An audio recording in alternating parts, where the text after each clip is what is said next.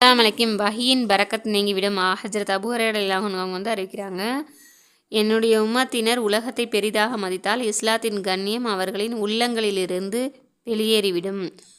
நல்லதை ஏவி தீயதை தடுத்தல் என்ற சேவையை கைவிட்டால் வஹியின் பரக்கத்துக்களை இழந்து விடுவார்கள். நவுது பில்லாஹி மின்ஹா. அவர்களின் ஒருவரை ஒருவர் ஏசிக்கொண்டால் அல்லாஹ்வின் பார்வையில் அவங்க தாழ்ந்து போய்விடுவாங்க என்று திருநபி ஸல்லல்லாஹு அலைஹி வஸல்லம் அருளியிருக்காங்க. நூல் திர்மிதி. சமுதாய முன்னேற்றத்தை விரும்புபவர்கள் இஸ்லாம் முஸ்லீம்களும் முன்னேறுவதற்காக செயல்படும் முயற்சிகள் எல்லாம் ஏன் வீணாக போகிறது என்று சிந்திக்கணும். இன்ஷா அல்லாஹ்.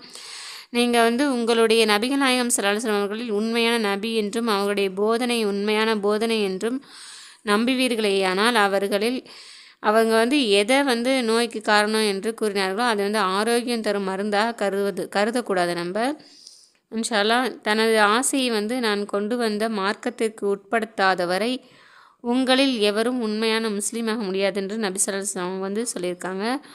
ஆனால் நீங்களோ தீனுக்கு வரக்கூடிய தடையை நீக்கணும். இன்ஷா அல்லாஹ். அப்போது தான் நாமும் நம் சமுதாயத்தினரும் முன்னேற முடியும்னு சொல்லி அல்லாஹ் தஆலா குர்ஆனில் சொல்லியிருக்கான். எனவே நாமும் தீனை பின்பற்றி மற்றவர்களுக்கும் தீனை பின்பற்ற வைப்பதற்கு எல்லாம் வல்ல அல்லாஹ் தஆலா நம் அனைவருக்கும் தௌஃபீக் செய்வானாக. ஆமீன்.